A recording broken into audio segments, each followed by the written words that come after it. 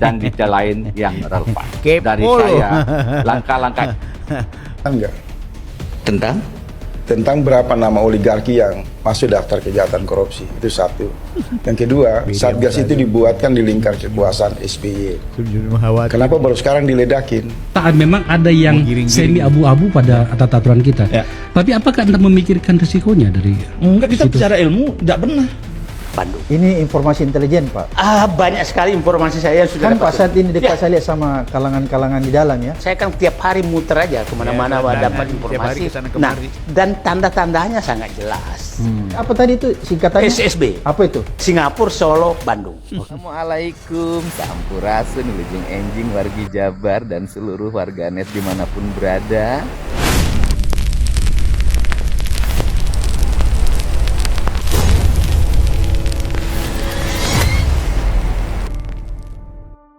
Kali ini sebenarnya Denny Indrayana tuh harus malu karena dia ketika menyurati UTS Insert mempertanyakan soal apakah Gibran benar-benar kuliah atau sekolah di sana.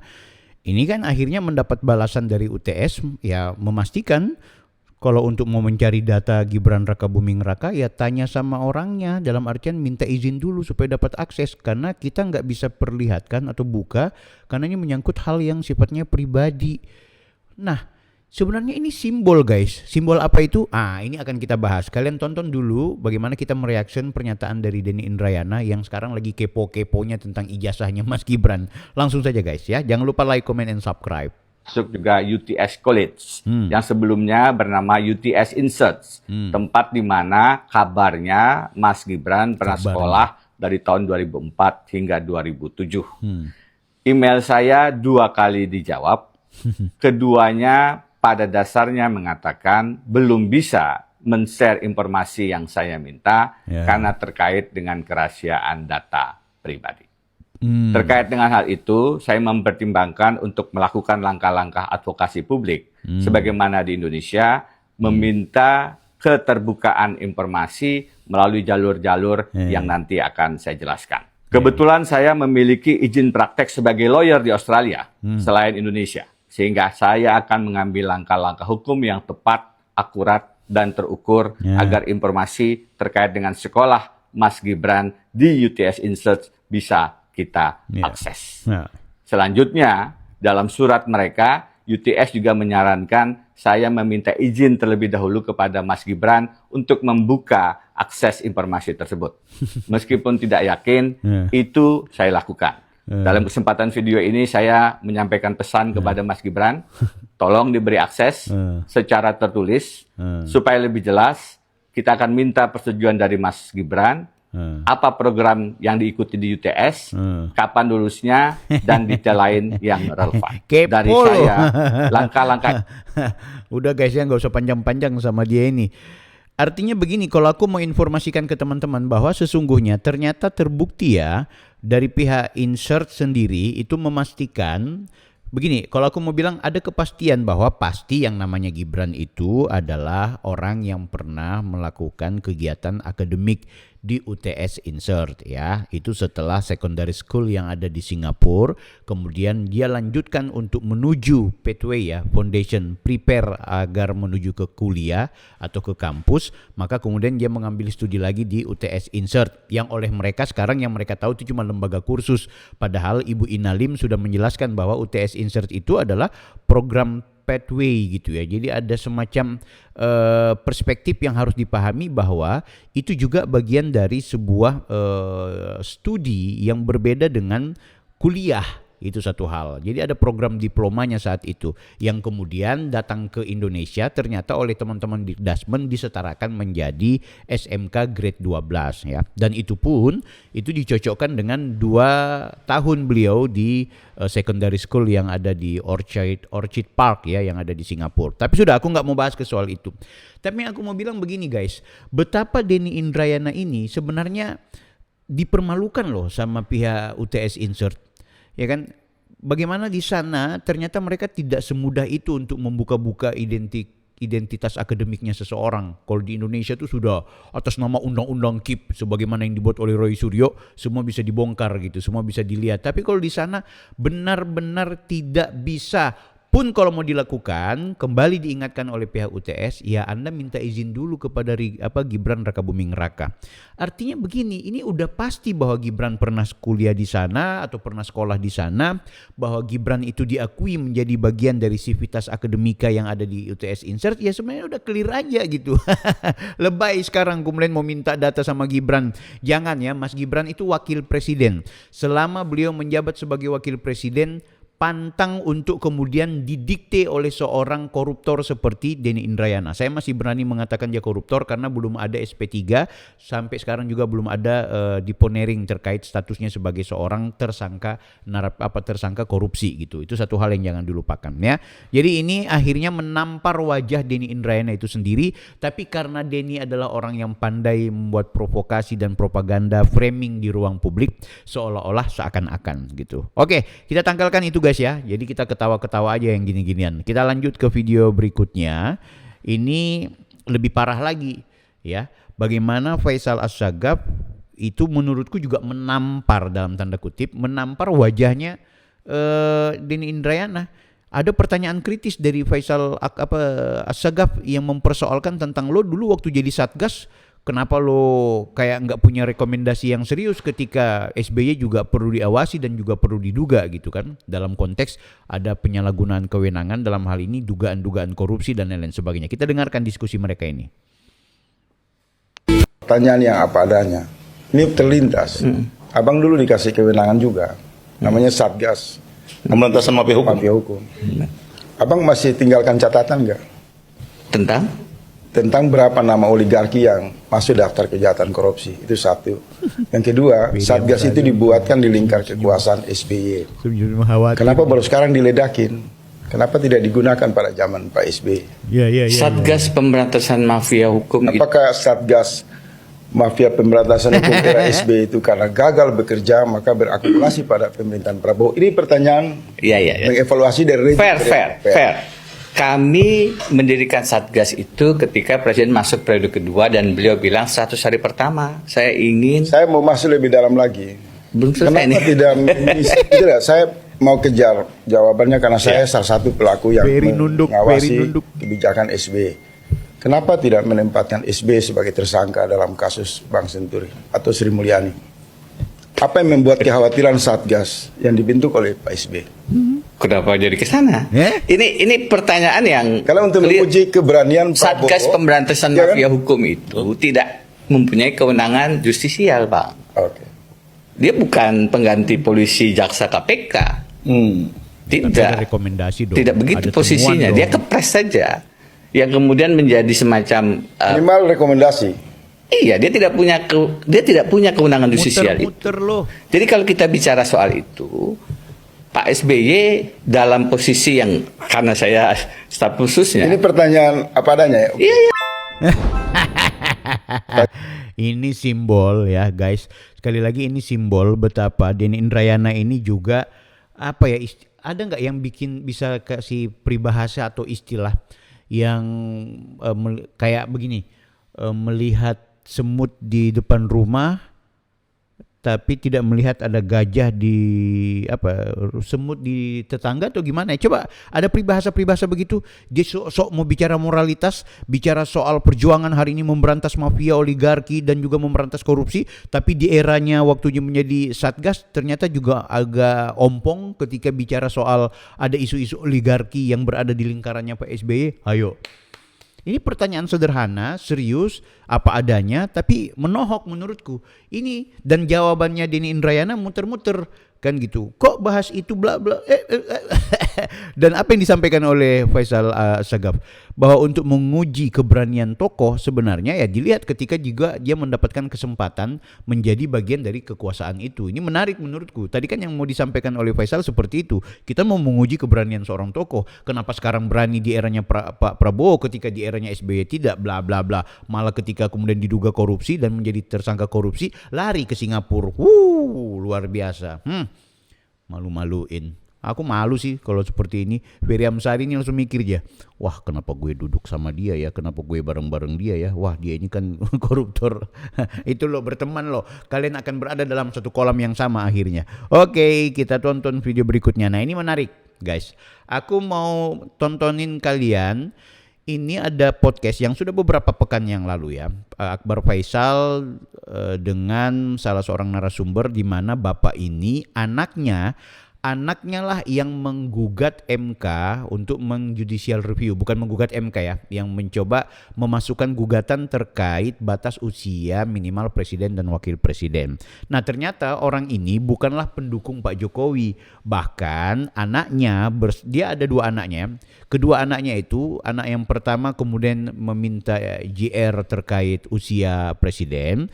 Anaknya yang kedua justru menghalangi lajunya Kaisang di saat pilkada, jangan sampai kemudian batasan usianya juga diputar. Sebaliknya ada juga gugatan mereka terkait Pak Jokowi yang hubungannya dengan SMK.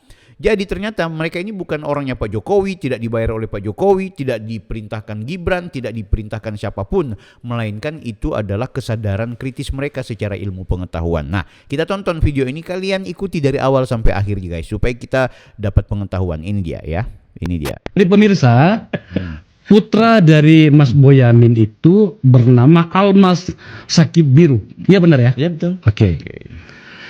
Mahasiswa waktu itu. Ya. Tapi entah karena bapaknya tukang kompor atau bagaimana, Tukang nyuri informasi. anak yang pintar ini mengajukan gugatan ke Mahkamah Konstitusi menyangkut dengan batas usia calon presiden dan calon wakil presiden. Dan gara-gara itulah menjadi pintu bagi salah satu pihak hingga kemudian lolos menjadi wakil presiden. Di mana kebetulan bapaknya itu adalah Jokowi waktu itu. Di MK ada pamannya yang kita sebut sebagai sang paman itu. Pertanyaan ini gini, Akbar mau coba-coba. Anda yang mengarahkan putra Anda untuk mengajukan gugatan itu, Pasti. kenapa Anda melakukan kesalahan itu? Enggak salah. Kenapa? Enggak salah. Saya sederhana menjawabnya.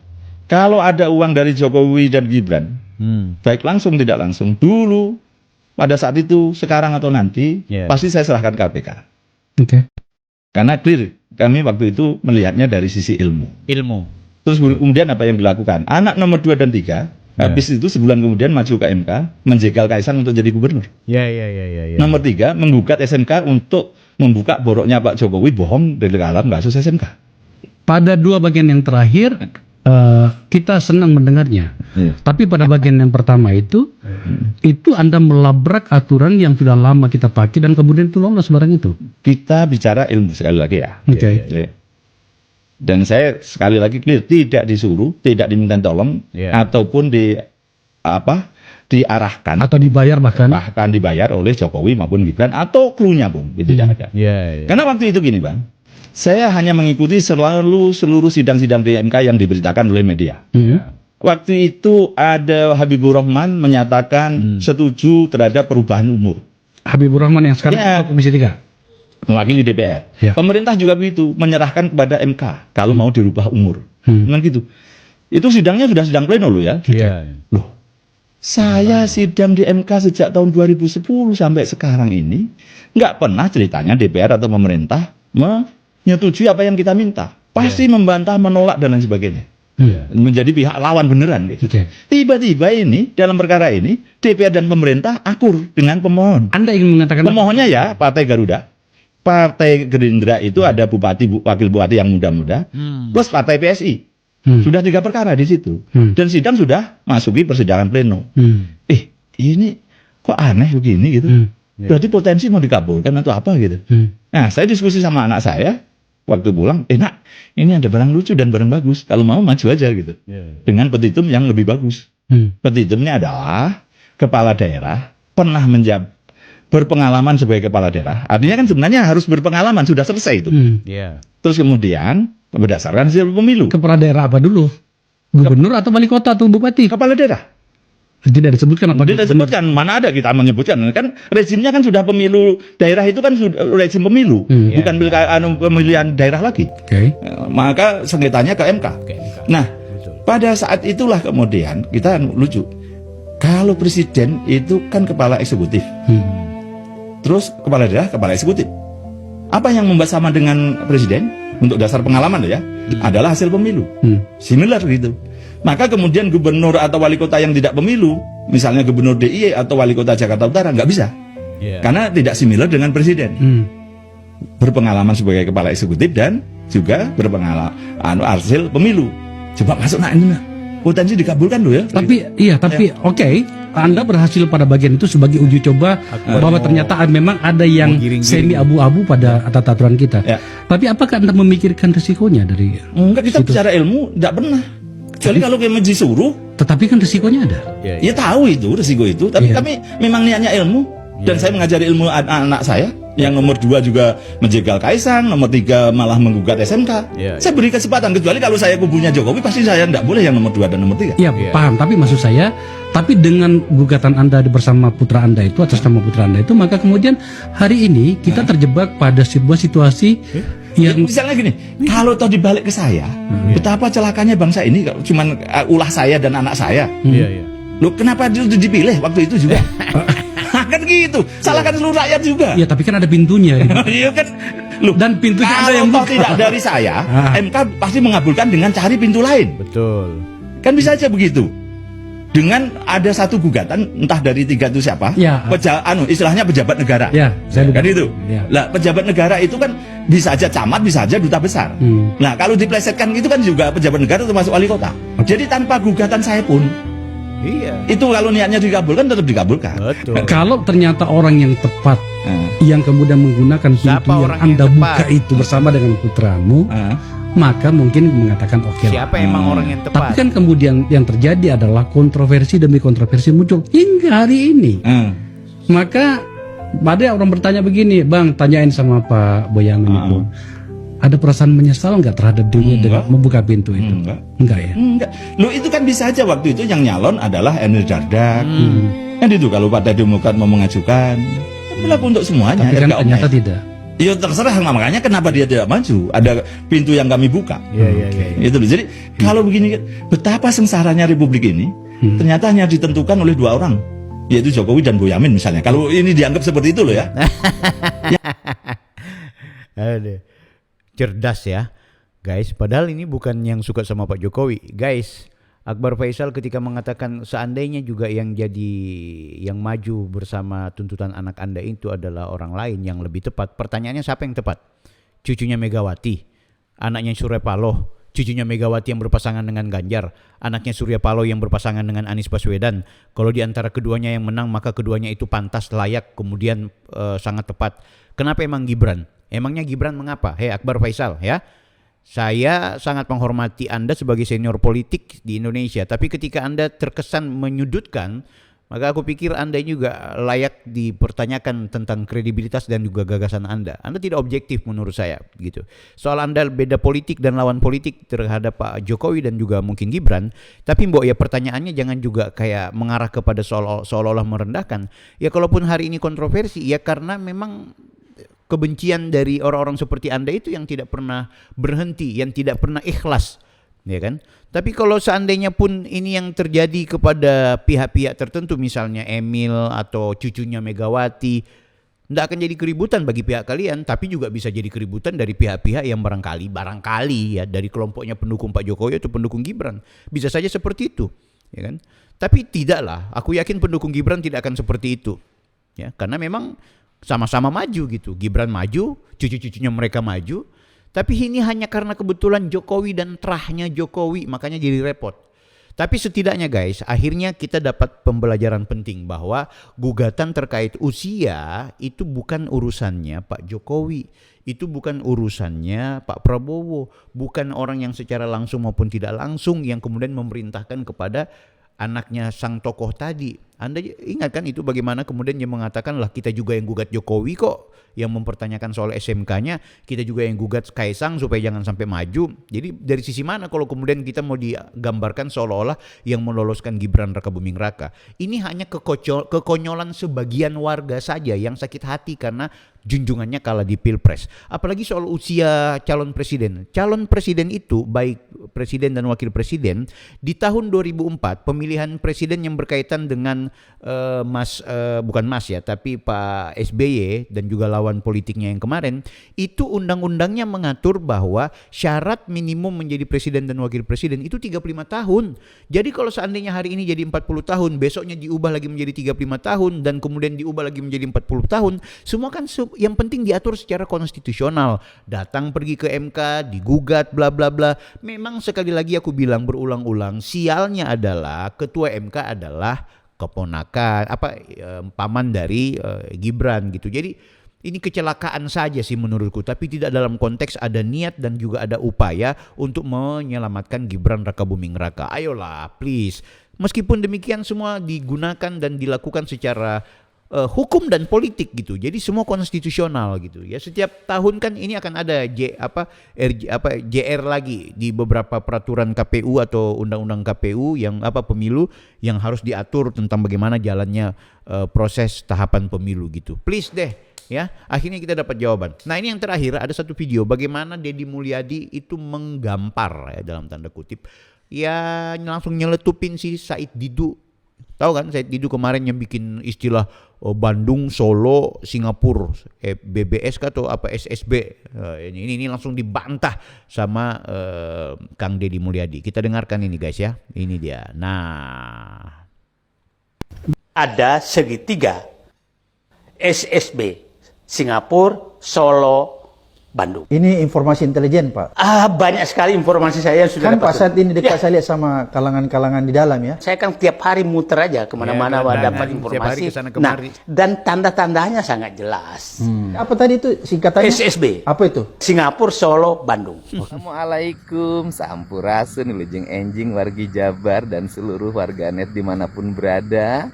Semoga pagi hari ini langkah-langkah kita berkah, tindakan-tindakan kita membawa kemuliaan.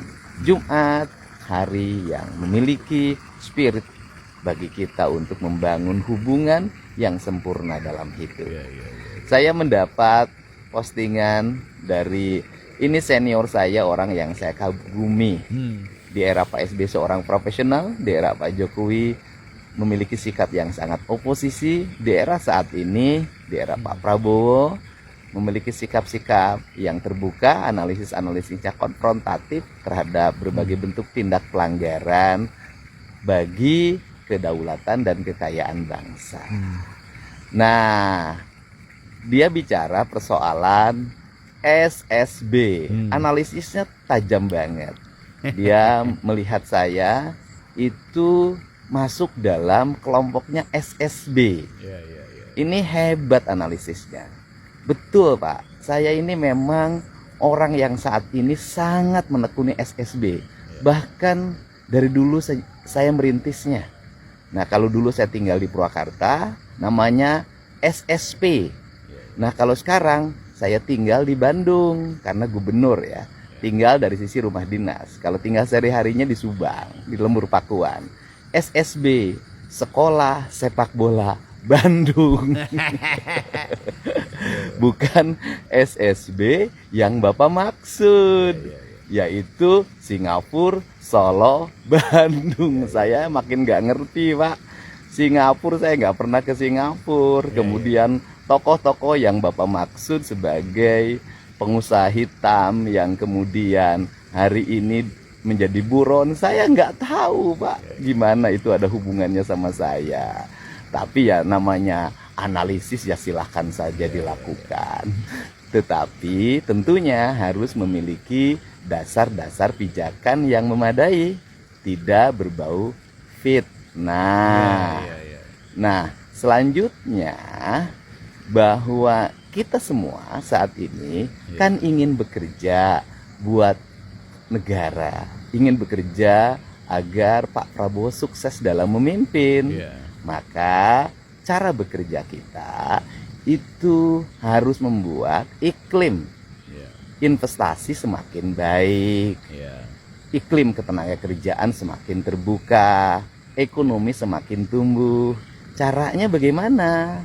Opini yang kita bangun itu harus menyejukkan banyak orang, membuat investor tidak ketakutan. Tapi kalau selalu menebar opini-opini yang membuat orang ketakutan berusaha di Indonesia dengan berbagai isu yang menurut saya isunya sangat sensitif dan berbahaya, maka apa yang kita cita-citakan itu akan jauh dari kenyataan. Setuju. Nah, kemudian Bapak menyampaikan juga ini saya merupakan bagian dari SSB yang bulan Oktober akan melakukan kudeta. Nah, saya memang oleh orang Jawa Barat hari ini bener banget, Pak.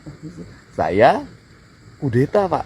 Orang Jawa Barat berharap banget saya kudeta dalam setiap hari. Apa itu kudeta? Kudeta teh angges, Pak. Artinya seluruh masalah selesai ketika saya datang, itu harapan orang Jawa Barat, Pak. Maka kalimat orang Jawa Barat, keur ngalamun teh jol weh Pak Dedi. Untuk itu saya ucapkan terima kasih ya. Yang tahu artinya tulis ya. Bapak, saya tetap menghormati Bapak dari sisi pendapat, tetapi saya punya hak untuk menyampaikan pada Bapak bahwa apa yang Bapak sampaikan itu tidak memiliki dasar pijakan yang sangat kuat dan cenderung memecah belah. Kemudian tadinya saya tidak akan ngomong, Pak, karena Bapak kan tidak menyebut nama. Nah, saya cross check, Pak, ke teman-teman saya, senior-senior saya. Dan senior saya mengatakan yang dimaksud orang suka pakai kuda di Bandung adalah KDM, Kang Dedi. Itu yang dimaksud. Bahkan katanya sampai ada tuduhan ke Kang Dedi melakukan itu semua demi uang. Ampun deh, Pak. Honor saya udah cukup, Pak. Ngapain saya harus nyari yang beginian? Dan cara kita kan ingin mensukseskan Pak Prabowo. Caranya, Pak, ingin sukseskan Pak Prabowo. Kalau saya ya bekerja dengan baik sebagai gubernur, Pak. Karena dengan saya bekerja baik sebagai gubernur, bekerja dengan baik sebagai gubernur, maka akan berdampak pada pembangunan nasional. Salah satu contoh, Pak, ini Pak Prabowo sangat menginginkan swasembada pangan. Saya tiap hari bertani, Pak, nanam padi, panen. Pak Prabowo ingin swasembada energi. Secara pribadi, saya tiap hari mengalirkan gas ke rumah-rumah warga melalui peternakan yang saya miliki. Di lain pihak, saya bekerja sebagai gubernur agar pemerintahan ini berhasil. Saya ucapkan terima kasih. Salam buat Bapak. Semoga Bapak sehat, bahagia selalu, dan tetap kritis untuk kepentingan bangsa dan negara. Hatur. Keren ya guys ya. Langsung disemprot dengan bijak oleh Kang Dedi. Ya, ini kebiasaan orang-orang sekarang, disinformasinya terlalu tinggi. Bikin-bikin analisa-analisa yang mengarahnya justru kepada analisa ya fitnah gitu, bukan lagi objektif. Jadi menurut saya setuju dengan yang disampaikan oleh Kang Dedi. Kelompok-kelompok ini juga harus diingatkan gitu. Nggak apa-apa bikin analisa, tapi mbok ya jangan mengarah kepada fitnah. SSB sembarang betul loh bikin-bikin apa istilah-istilah yang ngawur gitu. Guys, setidaknya 3 orang di video ini itu disemprot. Pertama Denny Indrayana ya, disemprot oleh UTS dan juga oleh pertanyaan yang cukup menyudutkan dari Faisal Assegaf. Yang kedua Akbar Faisal ya, host dari AFU ini, yang sering mencoba untuk mendiskreditkan Mas Gibran dan juga Pak Jokowi lewat konten-kontennya, walaupun dia mengundang beberapa narasumber, tapi akhirnya narasumbernya kali ini sebenarnya ya bukan cuma mematahkan, bahkan ya mempermalukan dia gitu, karena dia mau coba untuk giring-giring bahwa Mas Gibran A, B, C, D kan gitu. Nah yang terakhir ini Said Didu disemprot langsung sama Deddy Mulyadi, walaupun Kang Dedi caranya sangat bijaksana. Dalam pandangan kalian bagaimana guys? Tulis di kolom komentar. Kita berjumpa di video berikutnya. Saya Bang Bill, Offside.